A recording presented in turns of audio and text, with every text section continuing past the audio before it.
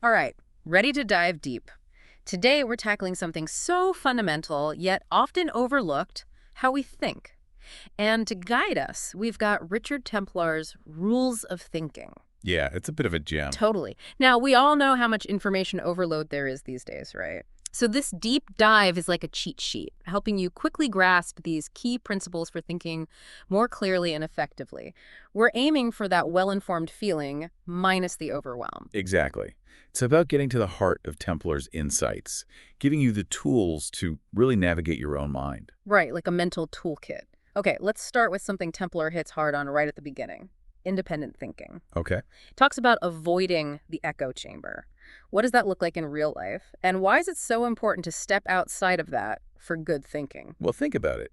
It's natural to gravitate towards people who agree with us, right? Yeah, totally. It feels good, validates our worldview, but that's where the danger lies, as Templar points out. You're only getting one side of the story. Right, like a very limited perspective. Exactly. It's like, imagine your beliefs are muscles. If you only ever lift the same weight, only consume information that confirms what you already think, those mental muscles don't really get stronger.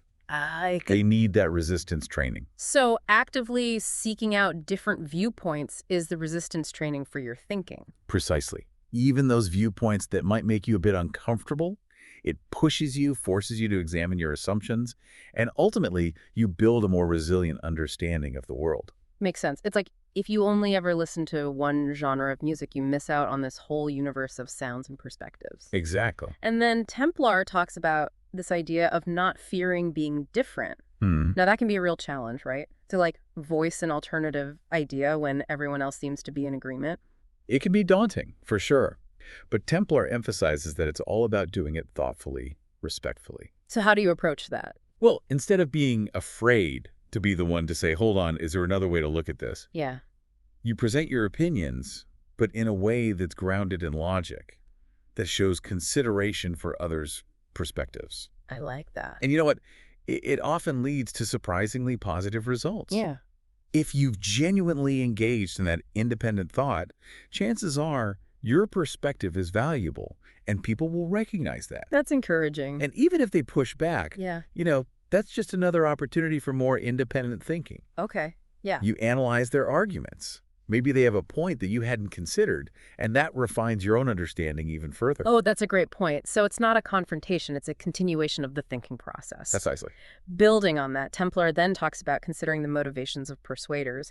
In a world where we're constantly bombarded with information and trying to be influenced, Right. that seems like an absolutely crucial skill. It is. He's basically saying, look beyond just what people are saying. Critically evaluate why they're trying to convince you. What's their agenda? What are they hoping to gain? That's interesting. Yeah, because understanding their motivations can often reveal hidden agendas, biases that might be subtly shaping their arguments. Yeah. You need to develop a healthy skepticism. That's so true. And then to wrap up this whole section on independent thinking, Templar touches on being wary of selfish thinking. It's a reminder that our own desires and biases can really color how we see things, right? Absolutely. Our personal needs, our own perspectives, they act as filters, sometimes distorting the information we take in. And that's unconscious a lot of the time. Oh, yeah, definitely. So as Templar emphasizes, becoming aware of that potential for selfish thinking is really the first step toward more objective, truly independent thought. Okay, let's move on to another crucial aspect of effective thinking, according to Templar, and that's resilience and self-awareness. He kicks off with this idea of knowing who you are.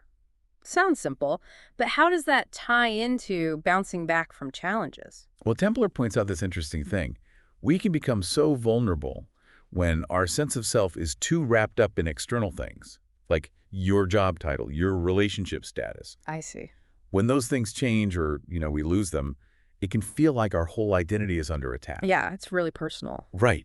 So he advocates for understanding your core worth, separate from those external things. Because, losing a job, while difficult, doesn't diminish your inherent value as a person. That's a good point. But we often personalize those setbacks, and that creates huge mental hurdles to bouncing back. Makes you feel stuck. Yeah. And then he talks about, this one I love, being your own cheerleader. Yes. I just love that imagery. It's about actively cultivating positive self-talk, encouraging yourself, especially when things are tough. Templar really highlights the power of believing in yourself, believing in your ability to overcome obstacles. Yeah, it's powerful. But I'm also wondering, as important as positive self-talk is, could there be a risk of almost like downplaying genuine concerns or avoiding necessary self-criticism if we only focus on cheering ourselves on? That's a really good point. It's about finding that balance. Right. Encouragement shouldn't blind us to reality. Exactly. Then he uses this analogy of staying flexible, comparing it to steel versus iron in construction. Oh, yeah. Can you unpack that a bit? Well, think about the properties of each material. Iron is strong, rigid, but under pressure. Yeah. You can snap. Steel, on the other hand, has that ability to bend and flex, so it's much less likely to break when under stress. Interesting. And Templar uses that to illustrate how important adaptability is for our thinking. Real resilience isn't about being unyielding. It's about that mental flexibility to bend with the challenges, to recover without breaking. So it's not just the strength to resist, it's the capacity to recover. Exactly. Templar also talks about being self-aware and anticipating your reactions. Yeah. That sounds like a really proactive approach to resilience. It is. He's basically saying, take the time to reflect on how you've reacted to negative experiences in the past. So look for patterns. Exactly. What were your triggers? What were your typical reactions? Yeah. Once you understand those patterns, you can start to consciously choose more constructive reactions in the future. You're actively strengthening your mental resilience. Okay, and the last point in this section on resilience, Templar talks about making space for your brain. Especially in our constantly connected world, this feels hugely relevant. It is. He highlights how all that constant information, worries, pressures, that mental clutter, it can really clog up your thinking, especially in a crisis. You can't think straight. Exactly. So you need that space to breathe. You need that space to process information properly, to make good decisions, Yeah. and that directly contributes to your overall resilience. All right, let's shift gears now to cultivating a positive mindset. And just to be clear, this isn't about ignoring problems, right? No, not at all. When Templar talks about being a happy person, he's emphasizing that happiness is often a choice, a way of approaching the world, rather than something that depends solely on external circumstances. It's an internal state. Yeah, he observes that even in really tough situations, some people manage to hold on to a sense of optimism and inner peace. It's about cultivating that inner resilience. So it's not about pretending everything is perfect. No, it's about how you choose to approach whatever comes your way. Right. And then he talks about being kind to yourself, which is something I think a lot of us need to hear more often. It's so true. He encourages self-compassion, letting go of that pressure we often put on ourselves to be normal. Yeah, like there's this one right way to be. Exactly. It's about accepting yourself, imperfections and all, and treating yourself with the same kindness you'd offer a friend. I love that. Okay, and then he mentions assessing your emotions. What I appreciate here is that he acknowledges that all feelings are valid, but he also draws boundaries around how we express them. Yeah, it's a really important point. Templar emphasizes that the feeling itself is valid. You don't need to justify why you feel sad or angry, for example. But those feelings don't give you a free pass to behave however you want. So just because you feel it doesn't mean... It's okay to act on it without thinking. Right, exactly. Experiencing an emotion is one thing, but how you choose to respond to that emotion is another. That's where mindful assessment comes in. Okay, let's move on to Templar's rules around embracing learning and growth. Right. One that really stands out is challenging yourself. He seems to see this as absolutely essential for keeping our minds sharp. Totally. He explains how pushing past your comfort zone, trying new things, constantly learning, all of that actually strengthens your brain. It creates new neural connections, makes you a more adaptable thinker. That's fascinating. But he gives some really practical examples, things like joining a club, doing puzzles, learning a new language, even starting a small business. And he makes this really interesting point. If your immediate thought is, I know nothing about this, or I've never done that before. Yeah, that's usually my thought. So Templar says that shouldn't be a reason to shy away. That's actually a prime opportunity for growth. I love that shift in perspective. So that initial feeling of I'm out of my depth, it becomes an invitation to learn something new. Exactly. He also talks about breaking bad habits, and he has an interesting insight into when that's most effective. Yeah, he points out that the easiest time to break a habit is when it's just forming. Oh, interesting. Because at that stage, the neural pathways associated with the habit haven't become super ingrained yet. So it's like the best time to intervene and change things. Makes sense. Catch those little tendrils before they grow into thick vines. Precisely. And then Templar has this really thought-provoking rule about understanding semantics and rephrasing words. It sounds a bit abstract. How can the language we use actually change our thinking? Well, it's about the power of words.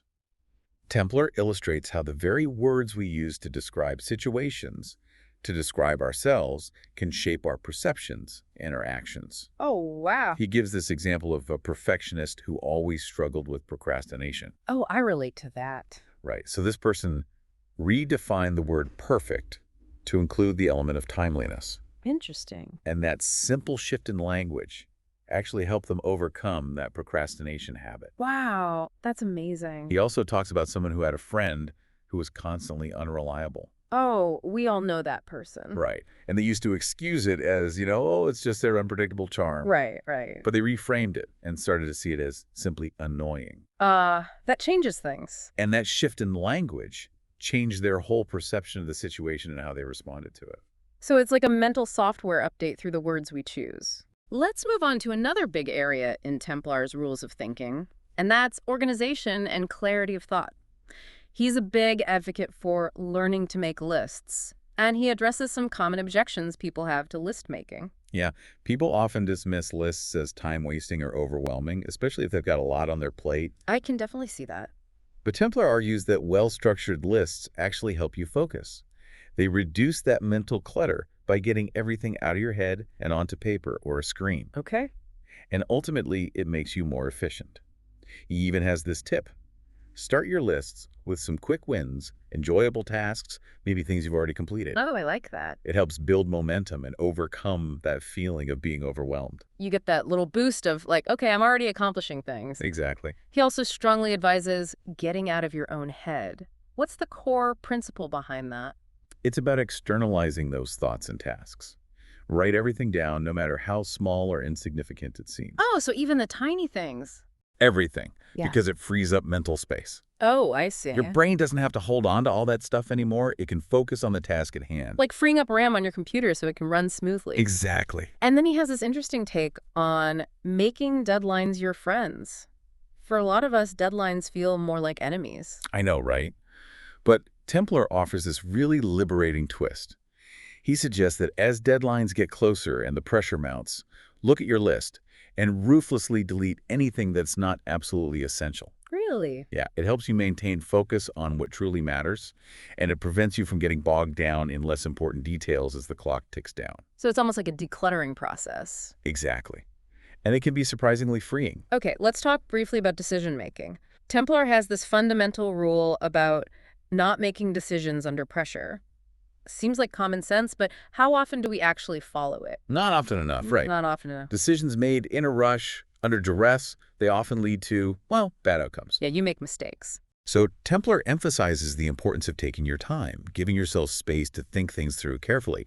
But he also acknowledges that sometimes, in those truly time-critical situations, making a good enough decision is better than getting completely paralyzed. Okay, that's helpful. Now let's move into this area that seems a bit contradictory.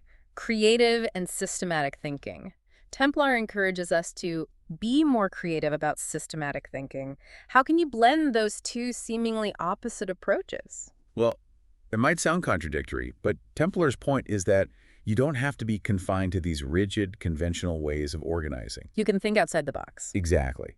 He encourages you to find personalized systems that work for you, that fit your own cognitive style. He gives all these cool examples, using colors for different types of tasks, tying ribbons to folders as visual reminders, setting phone alarms with specific sounds for different things. Oh, that's clever. Even changing your vocal tone when talking about different projects, or visualizing the steps of a task like you would if you were baking a cake. It's all about making the system work for you, not the other way around. So it's not one size fits all, it's about personalizing it. Exactly. Templar also highlights the importance of using both convergent and divergent thinking. What's the difference between those, and why do we need both? Good question. Convergent thinking is your analytical problem-solving mode, where you're trying to narrow down options and find the single best solution. Okay. Divergent thinking is more like brainstorming, where you're generating lots of ideas without judgment, casting a wide net to see what you catch. Ah, so you need both. Exactly.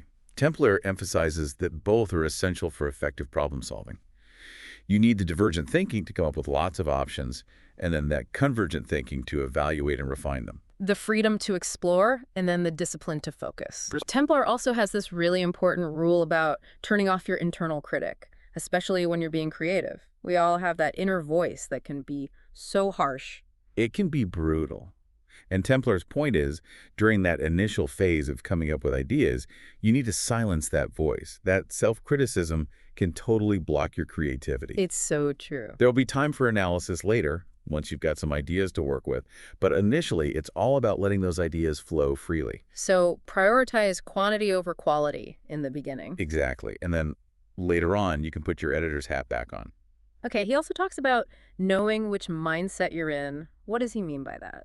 He uses this concept of mental frameworks, which are basically like established ways of seeing the world, patterns of thinking. Ah, I see. And he stresses the importance of being aware of those frameworks so you can step outside of them when you need to. So you can get a fresh perspective. Exactly. Yeah. Because if you're stuck in one way of thinking, you might miss other solutions or possibilities. Like being able to see a problem as a challenge instead of a roadblock. Exactly. It's about recognizing those mental habits and being able to shift them when you need to. Makes sense. And then Templar has this really interesting technique for stimulating your thinking. Oh yeah, this is the fun one. He suggests using random words or concepts as prompts. Random words. Yeah. It might sound strange, but it can actually help spark new connections in your thinking. It gets you out of those habitual thought patterns and can lead to some really unexpected ideas. Almost like a mental jolt. Exactly. Like a creative jumpstart.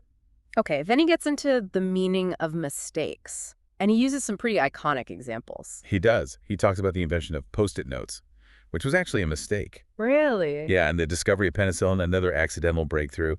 His point is that in the creative process, there are no real mistakes in the beginning. You're just exploring. Exactly. Yeah. Those mistakes are just part of the exploration, and they often lead to amazing discoveries. It's like those were happy accidents. And then lastly, in this section on creativity, Templar has this advice that seems counterintuitive.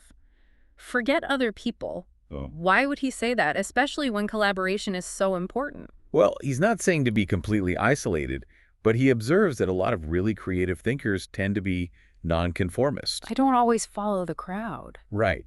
And his point is, when you're in that creative flow, try not to be too worried about what others might think. Yeah. Because that self-consciousness can really stifle originality. You might hold back on a truly unique idea just because you're afraid of judgment. So give your ideas space to breathe. Exactly. All right, let's touch on problem solving now. Templar has this almost counterintuitive rule, knowing when not to solve a problem. Why would he say that? It's really wise, actually. He's pointing out that sometimes, particularly when you're dealing with really complex emotions or situations beyond your control, the best approach is to focus on resilience and acceptance rather than trying to force a solution. So sometimes it's about letting go. He also advises us to not settle for the first answer. That reminds me of what he said about divergent thinking. Yeah, it's all connected. Don't just grab the first solution that pops into your head. Explore other options, think it through, and you'll likely come up with a much better outcome. Okay, and then he says to look in unexpected places for solutions. What does he mean by that? He's talking about considering unconventional sources, maybe talking to people with completely different experiences like children, or even paying attention to those little insights that come from your subconscious, like ideas from dreams. Wow, that's interesting. Sometimes the answer's hiding in plain sight, but we just need to shift our perspective to see it. Okay, let's briefly touch on collaborative thinking. Templar stresses the importance of playing to other people's strengths. That seems pretty fundamental for any team, right? Absolutely. It's about recognizing that everyone brings different skills and perspectives to the table. And valuing those differences. Exactly. Using those diverse strengths to achieve something greater than you could individually. He also offers a word of caution about questioning groupthink. Yeah, it's easy to get caught up in that. When everyone seems to agree, it can be hard to speak up and challenge the status quo. Yeah, you don't want to rock the boat. But Templar is saying that constructive dissent is essential. Questioning those assumptions, offering alternative viewpoints, it can prevent bad decisions and lead to more innovative solutions. Okay, for our final point, let's go back to decision-making. Templar emphasizes knowing what you need to decide. Seems simple, but it's easy to get sidetracked, right? It is, We often focus on the how the process, the details, and we lose sight of the actual issue we need to resolve. So you need to define the problem clearly. Exactly. Articulating that core question is the first essential step in making any decision. He also advises, don't skip the starting point. What's that all about? It's about understanding the why. Why do you need to make this decision in the first place? What's the underlying problem or need that's driving this? Take the time to really understand that before you jump into solutions. Okay, so it's like diagnose before you prescribe. Exactly. He also reminds us not to rush decisions, which is something we talked about earlier, but it bears repeating. Definitely. Important decisions need time and careful consideration. Don't let pressure or anxiety force you into a hasty choice. Good advice. Mm. And then there's recognizing when you have enough information, that sweet spot between having enough data and not getting lost in analysis paralysis. It can be tricky, It can. but Templar warns against that endless pursuit of more information, which can just delay or even prevent you from making a decision. It's like you get stuck in the research phase. Exactly. And then he has this rule accepting that you can't have everything. Ah, yes. Mhm. This one is about acknowledging that most decisions involve trade-offs. You choose one thing and you might have to give up something else. That's tough. It is. But accepting those trade-offs is part of making mature decisions. And finally, Templar talks about learning from your mistakes, but not dwelling. Yeah, this one's all about perspective. Don't beat yourself up over past mistakes. Yeah, we all make them. Exactly. Instead, see them as opportunities to learn. Figure out what went wrong, extract those lessons, and apply them to future decisions. So don't dwell on the past, but learn from it. Exactly. Wow, this has been a deep dive into Richard Templar's rules of thinking. We've covered so much ground, from independent thinking and resilience to cultivating a positive mindset and making better decisions. And it's clear that putting these principles into practice can have a huge impact. They can change how you see the world. It can. You can think more clearly, feel more in control, and approach life with more confidence. So here's a final thought for you to ponder. Of all the rules of thinking we discussed, which one or two really resonated with you?